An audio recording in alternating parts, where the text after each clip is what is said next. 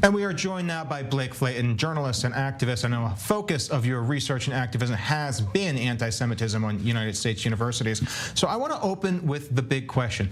Where do these universities get off? We see them expelling people for singing rap lyrics for being racist, but calling for genocide of Jews is somehow something more open to debate that's not directly racist? That's a step down from singing rap lyrics?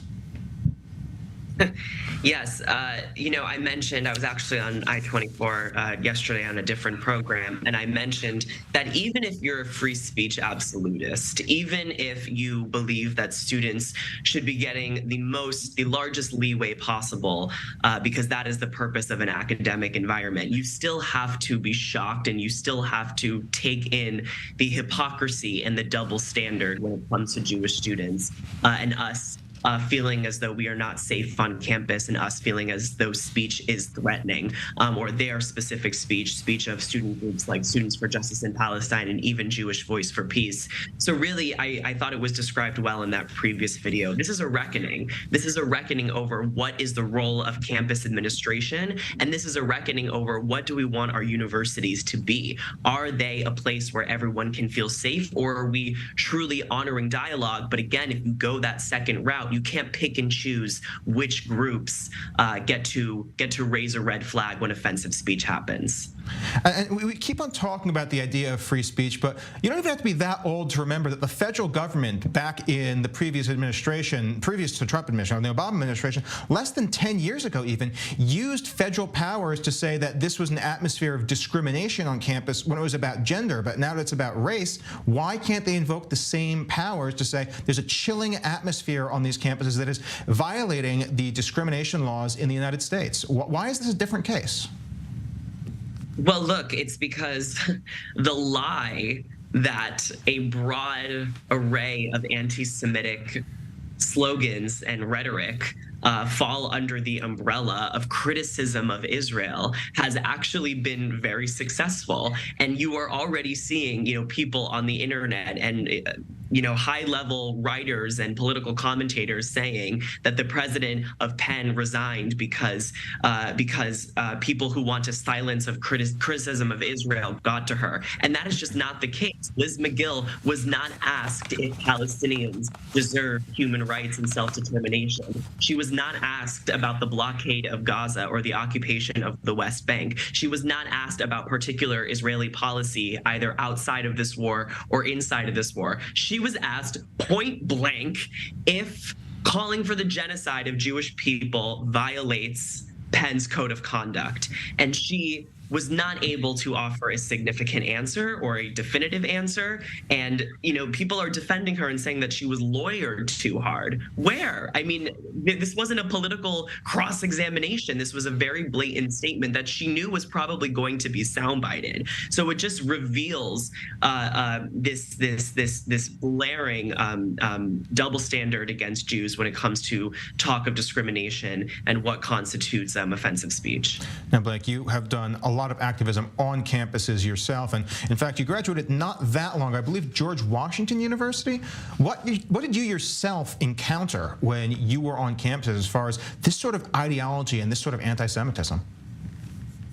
Oh, wow. I could go through a long list, and I was only, on campus for a short amount of time because of the COVID epidemic.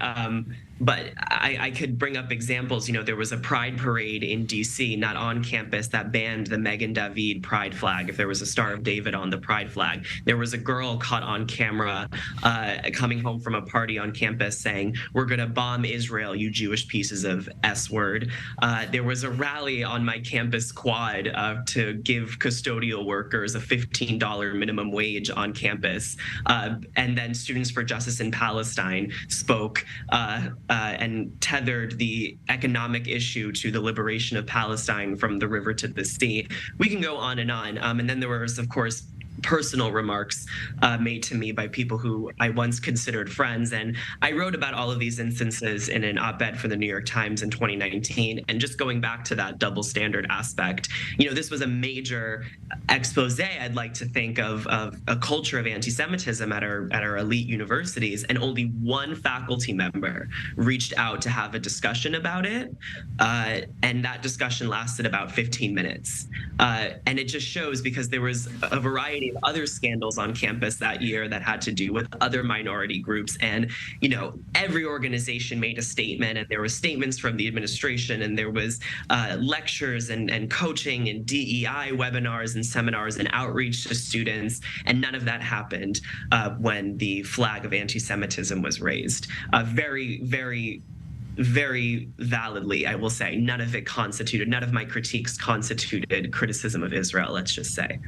You brought up something very interesting there about how much we've seen this across administrations and colleges, the DEI, inclusion, diversity, equity initiatives being used as sort of a hatchet to chop down on speech that doesn't really fit within a certain narrative, to make sure that any expressions of racism, or even things that are considered microaggressions, and that aren't even close enough to racism to count as racism, are met with the heaviest-handed approach possible. And this isn't just universities, it's stretched to every corporate hierarchy, even levels of government across the United States.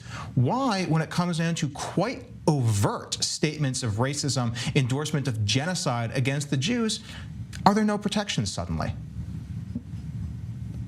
For two reasons. One, it's because Jews have been constructed as powerful, influential, and privileged people, not only in Israel, but in the United States. And I just have to say that for the people who think that they're liberal or progressive in the 21st century, you have to realize that this is how anti-Semitism has animated in society always, by portraying Jews as the puppet masters who are plotting a conspiracy, and as the oppressors rather than the oppressed, rather than a minority that has only really positioned itself in positions of influence as a strategy in order to survive in different nations. So that's the first reason. And it's a terrible toxic trend that we are seeing amongst even forward-thinking people, which is, again, a sign that anti-Semitism has become entrenched in the body politic. The second reason is because, again, all statements that are considered problematic by a wide variety, by a wide majority of Jewish people, have been falsely and libelously characterized as criticism of Israel. None of this is criticism of Israel. Calling for the elimination of Israel or justifying violence against Israeli civilians is not criticism of Israel. Criticism of Israel has to do with policy, specifically what Israel does rather than what Israel is. I would argue that 95% of what we've been seeing on campus, from marches across North America and Europe, and from online social media activism, is anti-Semitism, and is 100% based on what Israel is, not what Israel does. Well, perhaps going forward, we can see a reckoning, not just for these universities, but for the entire ideology of the progressive movement and the DEI initiatives as a whole. Blake, thank you very much for breaking that all down for us. Thank you for having me.